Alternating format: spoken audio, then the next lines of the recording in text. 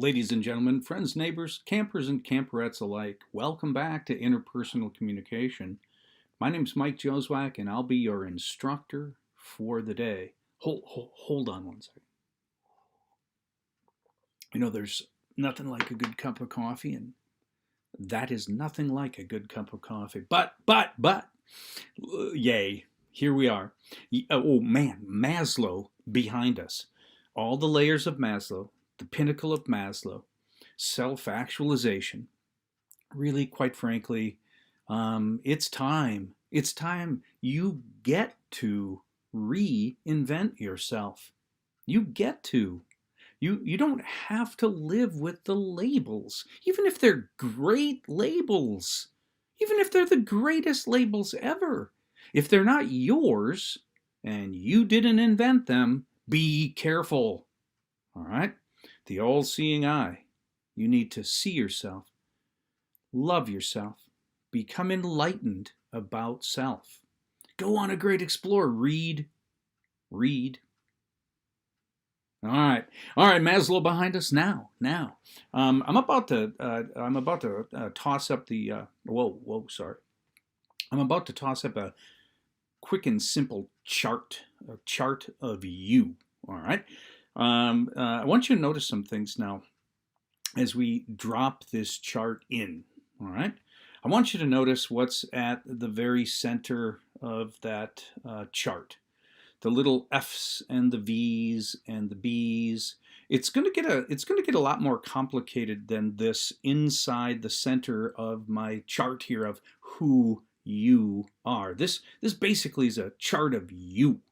The circles, the circles inside that inner circle, the F, V, and B's. Here's what that stands for. Those in your inner circle, the core of who you are, the inner sanctum of you. That's where things live like this. Your feelings. The F is feelings. The V is your values. And the B is your beliefs or your truths. Those live way, way deep inside of that inner sanctum. But look at the chart and look at that red around the inner core of who you really are.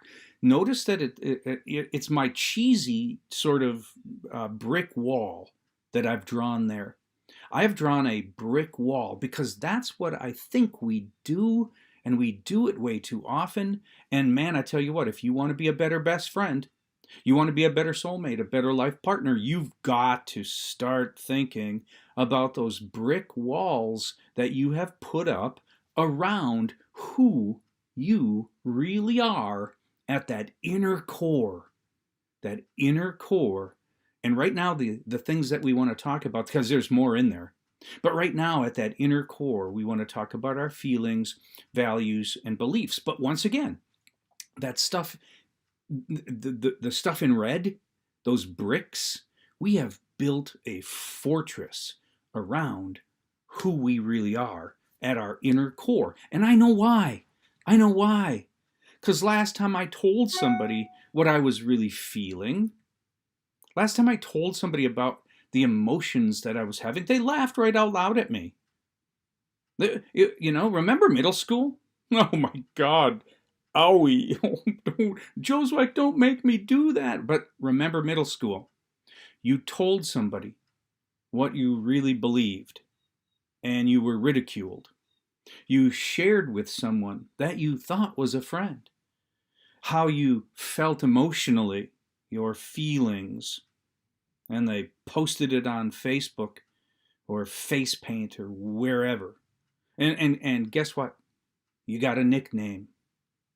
You have shared some of those things at your inner core, surrounded by that brick wall, and you have been hurt before, so we put those bricks up block at a time. Talk about the Freemasons. Dude, you're pretty good at this. You have built a fortress around who you really are at that inner core. And some of us, we put on a mask every day, and we do not let anyone see who's inside.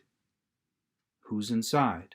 Now, on a day-to-day basis, hanging out with acquaintances, but you cannot do this. As we'll see in chapters 8, the Show Yourself chapter, 9 and 10, chapters 8, 9, and 10, you have to eventually, with your best friends, those soulmates that are out there, you have to punch a hole in that brick wall, and you need to let them in to look around.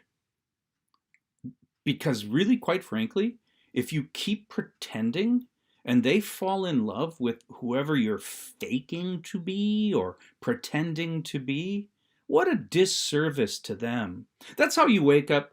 Oh my God. That's how you wake up like 10 years into a relationship and you roll over and you think, I don't even know you.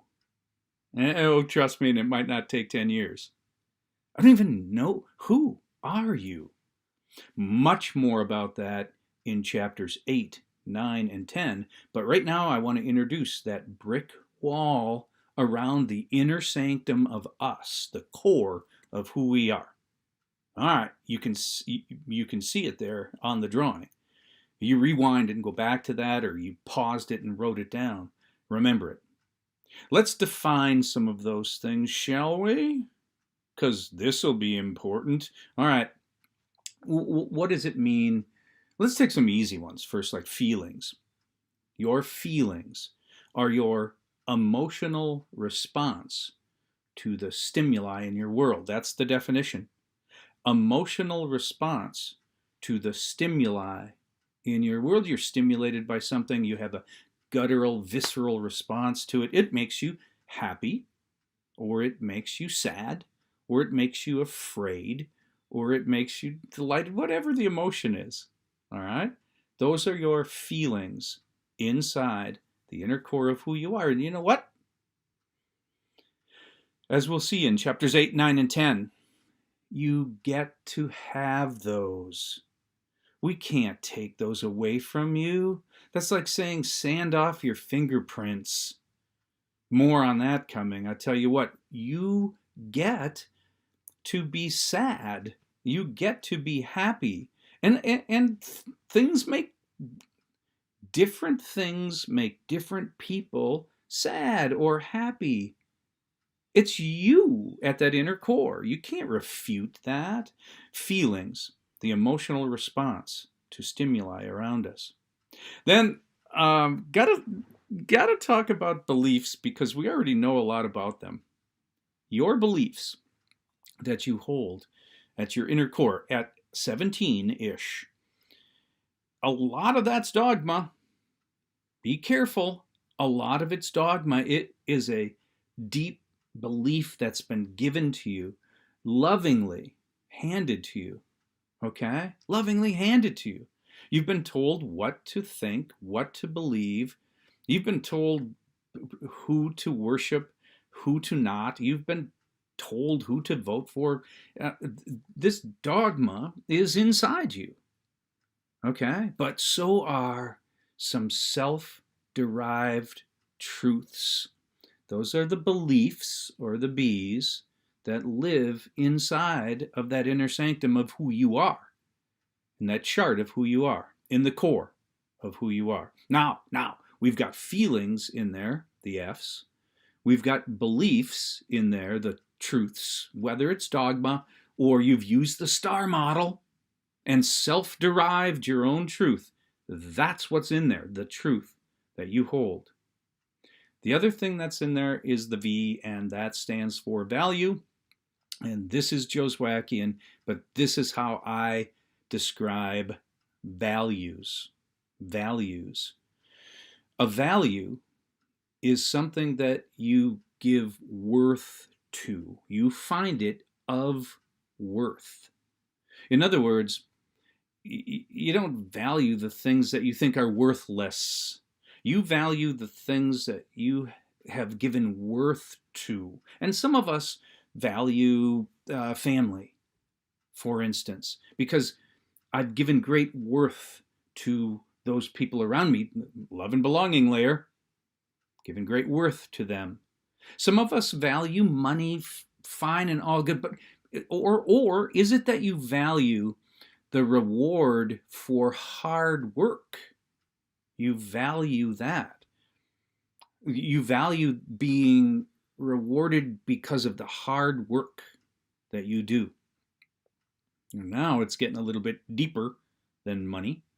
What do you value or place great worth on? What do you value? Now, that's also at the inner core. It's also personal, like the feelings and your truths. Those are personal. All right. And now we're getting at what really makes you you. Again, 3 o'clock in the morning. More to think about. I'm not trying to keep you awake. Okay. I know you're already awake. Thinking about, life. Now we got more to think about, like, what do I value or give worth to? What do I really believe and why? Is it something that's been handed to me, shoved down my throat? Is it something that I have invented? Okay. All right. What triggers my emotions and makes me sad or happy? And I should know that. And so should my friends. I should know that. And so should my friends. Hold on for chapter 8, the show me chapter. Okay. This is the know me chapter. Intra-Personal Communication. At the very core of who you are, inside that brick wall that we've built, values, feelings, and beliefs for now, because it's going to get more complicated later. Okay, right now, I want you to look outside of that brick wall. Go outside into the next layer. Attitudes. Attitudes. You want a definition for attitudes? Of course you want a definition for attitudes. Of course you do. Okay? Attitudes are patterns of thinking and action that's based on the feelings, values, and beliefs at that inner core level. These are patterns of how you think. These are patterns of how you act. Patterns based on your feelings, values, and beliefs. Okay? Sometimes you can have, we've kind of wrecked that word. We've wrecked that word. We've made it negative, well, your parents have. Don't give me any of that attitude. Oh boy, she's got attitude. That it's not all. You can have a great attitude. I know people that have a great attitude about school, I know people have a great attitude. I know people have a great attitude about family. And I know people that don't, based on their inner core feelings, values, and beliefs. A pattern of response based on that inner core feelings, values, and beliefs. Think about that. You keep going out into the outer echelon of that chart of who you are, on the very edges of it. Those are your actions. And this is really something to think about. Oh, if I were you, I'd think about it. On the very outer edge of that chart, actions. This is all I'm going to see most of the days. Because you guys aren't letting me into your inner core. I'm just a teacher hanging out. I'm doing the teacher thing. So I am going to see you based on your actions, and I'm going to make judgments. This is innately human, so pay attention. You will be judged on who you are based on your actions. Who you are will be based on how you act. All right? Because you're not letting everybody look inside. We don't know who you really are. So all we have to go on, the average woman hanging out watching you, the average man who comes in contact with you, the teachers, the preachers, the acquaintances, they will know you based on your actions and attitudes, your actions and attitudes, because you have not let them in through that brick wall, okay? And they don't know who you really are. Just think about that. All right, now it gets a little weird. It gets a little wonky, okay? Man, I tell you what, people act the same way, but they have different inner cores. What? And people act the same way, and they have the exact same inner core. And people act completely opposite sometimes that have the same inner core. So you can't judge on actions. Here's an example. Here's an example of what I'm talking about, okay? Let's say Tony comes in every day, first hour. Tony comes in every day, first hour. He's almost late. You know what that means. 8 minutes after the bell rings, Tony comes in. He comes in, immediately puts his head down on his desk. Immediately. And really, quite frankly, I tell him to get his notebook out. I tap on his desk. He's still sleeping. All right, so there's Tony. I have nothing to go on as far as this person's inner core is concerned. So his actions, puts his head down and sleeps, and his attitude, a repetition, a repetitive action, his attitude about school, in my opinion, this dude is a slacker. Slacker. And then Tina comes in. Tina comes in. And she puts her head down on her desk. And she, in my head, slacker. But you know what? I make mistakes when I do that. I make mistakes judging people on the little skin of exterior. and honestly, quite frankly, I've been doing it for a long time. I've been thinking about this for a long time, and I still make some mistakes. Yummy. Oh boy, listen. Tony is a slacker. At his inner core, he does not value school, doesn't find it of worth. Okay? His feelings or his emotional response to school is anger and sadness. Okay? His belief, his truth about school, a colossal waste of time. He puts his head down. Okay?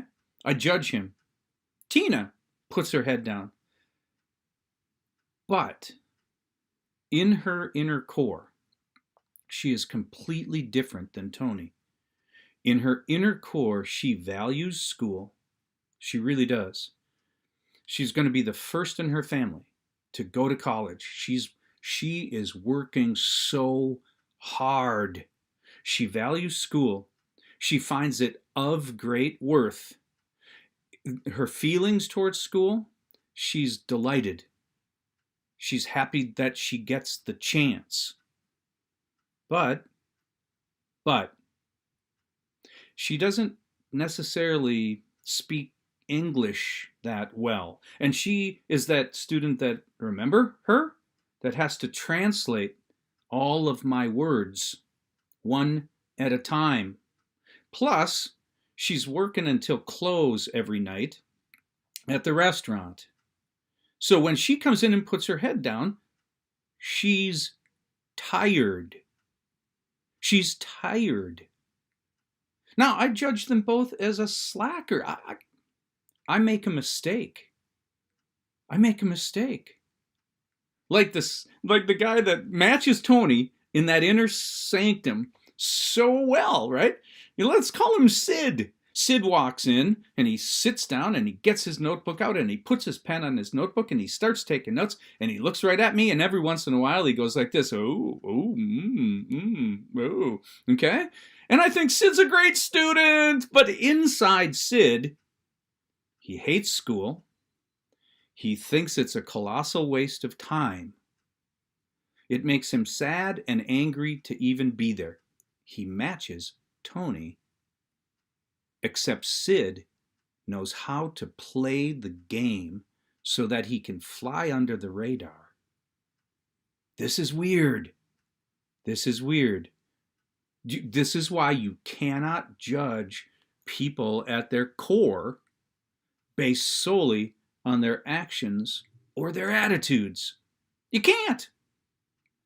All right, I just hit the 20-minute mark, and I need to make some more coffee.